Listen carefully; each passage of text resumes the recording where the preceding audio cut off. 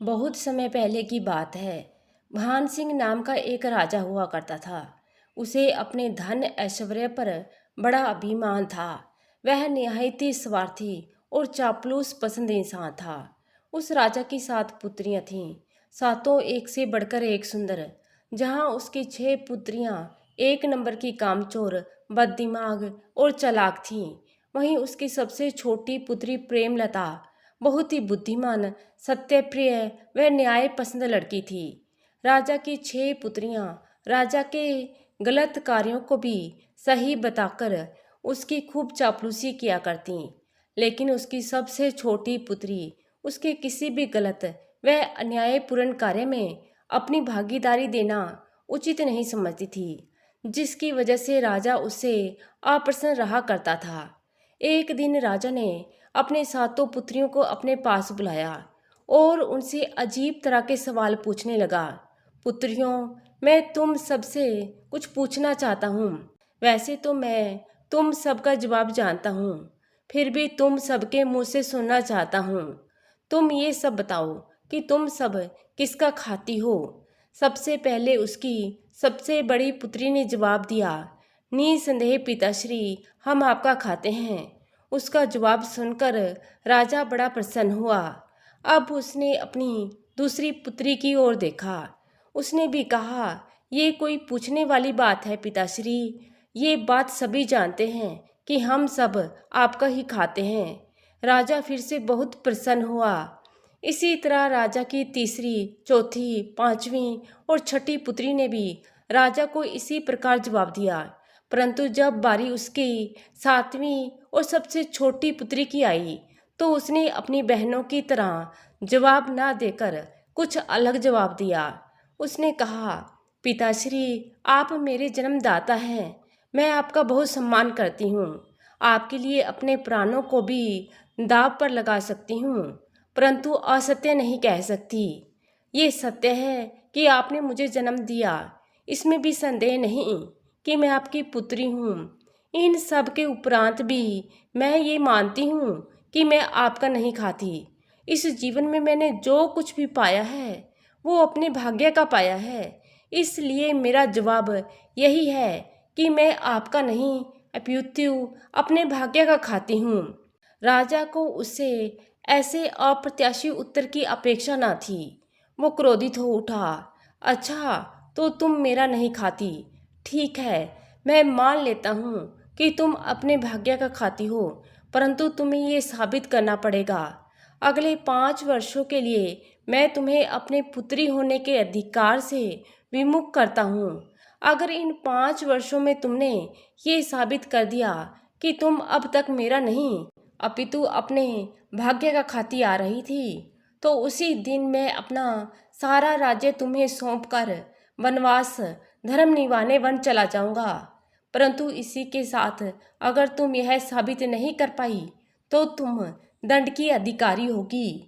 उसी क्षण राजा अपने सिपाहियों को आदेश देता है, सिपाहियों, प्रेमलता को अभी और इसी वक्त किसी बीहड़ स्थान पर छोड़ आओ। जो आज्ञा महाराज। सिपाही उसे ले जाकर एक ऐसे स्थान पर छोड़कर आ जाते हैं जहां दूर दूर तक ना कोई मनुष्य, ना किसी मनुष्य की जाति, केवल वीराना ही वीराना। उस समय प्रेमलता की उम्र केवल 14 साल की थी। कई दिनों तक भूखी प्यासी भटकते भटकते वो एक गांव में पहुंच जाती है, जहां उसे एक कुआं दिखाई देता है। प्यास से उसका गला सूखा जा रहा था। वो पानी पीने के लिए उस कुएं के पास जाती है। कुएं के अंदर झांकती है। उस कुएं में पानी तो होता है, लेकिन पानी निकालने के लिए कोई बाल्टी या रस्सी नजर नहीं आती। चारों तरफ निगाह दौड़ाने के बाद उसे वहीं कुछ दूरी पर एक कोठी दिखती है। वो उस कोठी की तरफ जाती है, लेकिन कोठी पर एक बड़ा सा ताला देखकर निराश हो उठती है। आसपास कोई दिख भी नहीं रहा था जिससे वो सहायता ले सके। प्यास के मारे उसके प्राण सूखते जा रहे थे। कोई रास्ता ना देख वो उस ताले को बिना चाबी खोलने का प्रयत्न करने लगती है, और वो ये देखकर हैरान रह जाती है कि उसके छूते ही ताला अपने आप खुल जाता है। वो अंदर जाती है। वहाँ आंगन में उसे एक रस्सी और बाल्टी दिखती है। वो झट से उस रस्सी और बाल्टी को उठाकर कुएं पर ले आती है और कुएं से पानी निकालकर हाथ मुंह धोने के पश्चात अपनी प्यास बुझाती है। प्यास बुझाने के बाद राजकुमारी रस्सी बाल्टी रखने उस कोठी के अंदर जाती है। रस्सी बाल्टी को वहीं आंगन में रखकर वो कोठी को ध्यान पूर्वक देखने लगती है। उस कोठी में कुल 21 कक्ष थे, जिसमें से 20 कक्ष का दरवाजा खुला हुआ था, सिवाय एक कक्ष के। वो एक एक कर प्रत्येक कक्ष में जाती है। उन 21 कक्ष में से 10 कक्ष तो कीमती रत्नों और हीरे जवाहरातों से भरे हुए थे। 5 कक्ष में खाने पीने की चीजें थीं। 2 कक्ष सुंदर सुंदर वस्त्रों से भरे पड़े थे और बचे हुए 3 कक्ष में पलंग बिछे हुए थे। सारे कक्ष देखने के बाद वो वापस खाने की सामग्री से भरे कक्ष में जाती है। उसे जोर की भूख लगी होती है। वो खाने वाली चीज़ों में से थोड़ा सा गुड़ चिवड़ा लेकर खाती है। फिर वो पलंग वाले कक्ष में आकर लेट जाती है। थकावट की वजह से उसे ऐसी नींद आती है कि वो पूरे 2 दिनों तक सोती रहती है। नींद खुलते ही उसका ध्यान उस बंद कक्ष की ओर जाता है। वो उस ओर जाती है, लेकिन ताला लगा देख वापस आ जाती है। उसने उस कोठी को अपना भाग्य मानकर उसे अपना बसेरा बना लिया।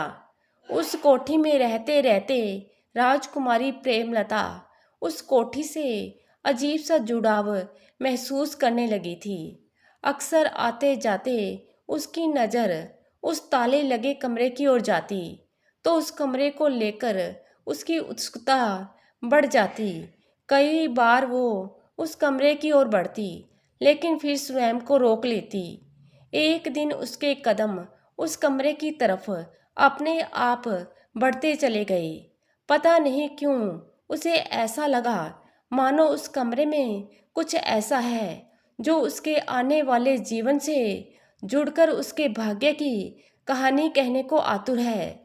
उसके हाथ खुद बेखुद उस ताले की ओर बढ़ते चले गए और उसका हाथ लगते ही वो ताला खुल गया।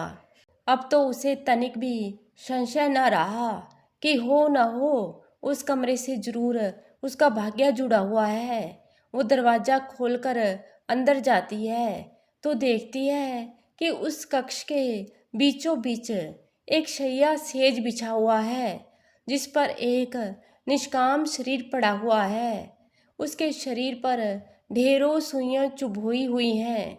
वो उसके समीप बैठ जाती है और मन ही मन सोचती है, ऐसी अवस्था होते हुए भी इनके चेहरे की कोमलता लालिमा ज्यों की त्यों बनी हुई है। ऐसा लगता है मानो अभी बोल पड़ेंगे। इनके पहनावे और इनके चेहरे के तेज से यह कोई राजकुमार जान पड़ते हैं। पता नहीं किन अवस्था में इनकी ऐसी गति बनी। राजकुमारी प्रेमलता उस राजकुमार को अपना भाग्य मानकर उसके शरीर से उन सुइयों को निकालने का निर्णय लेती है। 6 मास तक बिना दाना पानी वो निरंतर उन सुइयों को निकालती रहती है। अब आखिरी की 2 सुई रह जाती हैं तो उसे सुधि होती है कि वो कितने मास से बिना दाना पानी यहाँ बैठी है। अब तो सारी सुई निकल चुकी हैं। ये 2 सुइयाँ बची हैं, इन्हें भी मैं निकाल दूंगी। इससे पहले जाऊं थोड़ा स्नान ध्यान कर कुछ खा पी लूं, लेकिन इससे पहले मैं किसी को इनकी सुरक्षा में बिठा दूं। पता नहीं मुझे कितनी देर लग जाए। यह सोचकर वो बाहर निकलती है। स्योंक से उसी वक्त एक स्त्री कुएं से पानी खींच रही होती है। राजकुमारी प्रेमलता उसके समीप जाती है और अनुनय विनय करके उससे कुछ देर के लिए उस शरीर के पास बैठने को राजी कर लेती है और फिर निश्चिंत होकर चली जाती है। प्रेमलता के जाते ही उस स्त्री के मन में पाप आ जाता है। वो सोचने लगती है, अगर मैं इस कोठी की मालकिन बन जाऊं तो मज़ा आ जाए।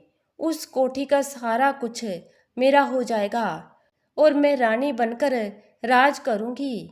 ये सोचकर उसने राजकुमार की आंखों में चुभी उन 2 सुइयों को निकाल दिया। सुई निकलते ही राजकुमार उठकर बैठ जाता है और अपने समीप बैठी स्त्री को देखकर पूछता है, हे देवी, आप कौन हैं जिसने मुझे नया जीवन दान दिया? वो स्त्री राजकुमार को प्रेमलता की सारी कहानी अपनी बताकर सुना देती है। राजकुमार उसका आभार व्यक्त करता है और उसे अपनी जीवन संगनी बनाने का वादा करने के साथ ही अपनी कहानी सुनाता है। किस तरह एक शराब की वजह से उसकी ये गति हुई और किस तरह उसे इस शराब से मुक्त कराने वाली स्त्री ही उसकी जीवन संगनी बनेगी। राजकुमारी प्रेमलता कुछ समय के पश्चात जब वापस आती है तो ये देखकर प्रसन्न होती है कि वो जिस निष्काम शरीर को उस स्त्री की देख रेख में छोड़कर गई थी, वो एक हंसते खिलखिलाते स्वस्थ रूपवान युवक में बदल चुका है। राजकुमारी उस स्त्री का आभार व्यक्त करते हुए उसे जाने को कहती है।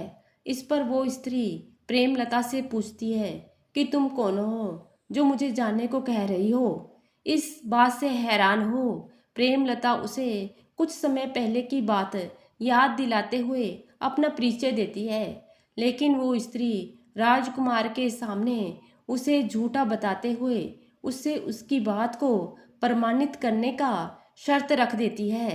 राजकुमारी निरुत्तर हो जाती है क्योंकि उसके पास इस बात को प्रमाणित करने के साक्ष्य के रूप में वही एक स्त्री थी जो उसे झूठा बना उससे खुद प्रमाण मांग रही थी। राजकुमारी ने उस स्त्री से ज़्यादा बहस करना उचित नहीं समझती और वहाँ से जाने लगती है, लेकिन राजकुमार उसे यह कहकर रोक लेता है कि जब तक झूठ और सच का निर्णय नहीं हो जाता तुम इसी कोठी में रहोगी। राजकुमार जो राजकुमारी को देखते ही मंत्रमुग्ध हो गया था। पता नहीं क्यों राजकुमारी की बातें उसे सच्ची लग रही थी, लेकिन कोई प्रमाण न होने की वजह से वो उस स्त्री को पूरे तरीके से झुठला भी नहीं सकता था। राजकुमार असमंजस में पड़ा हुआ था। क्या करे, कैसे सच और झूठ का निर्णय करे? इसी कसमसाहट में वो अपनी सारी रात गुजार देता है।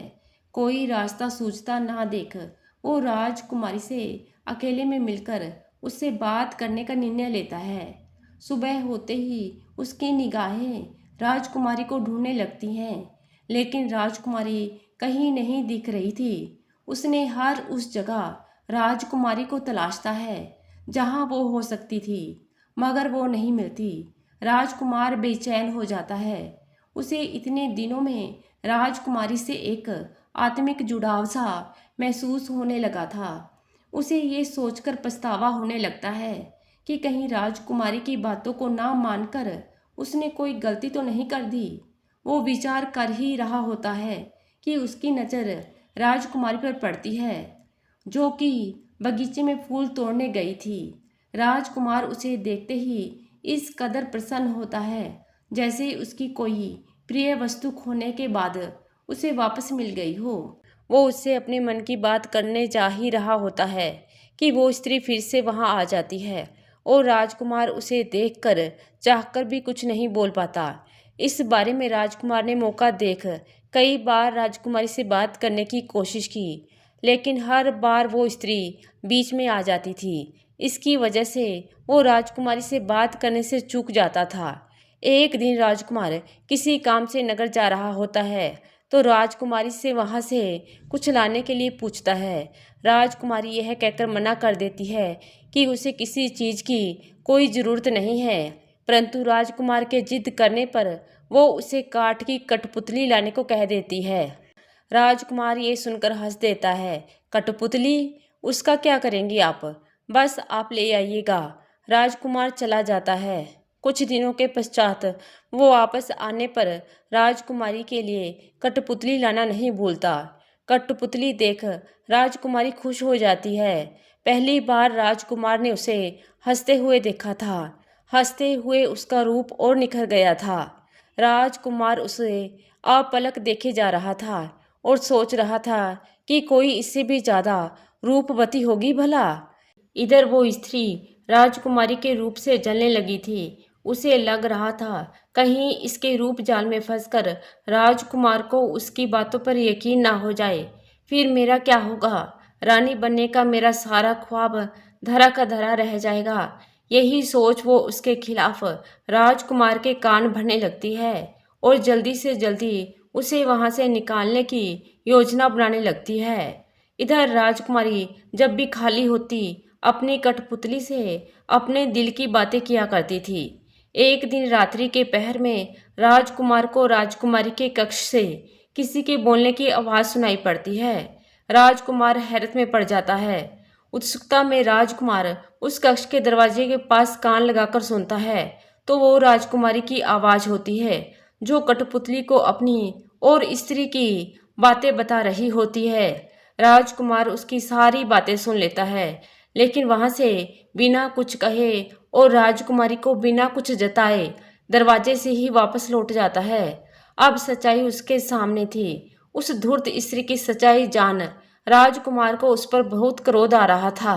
बहुत सोच विचार करने के बाद उसने उस धूर्त स्त्री को दंड देने का निर्णय किया।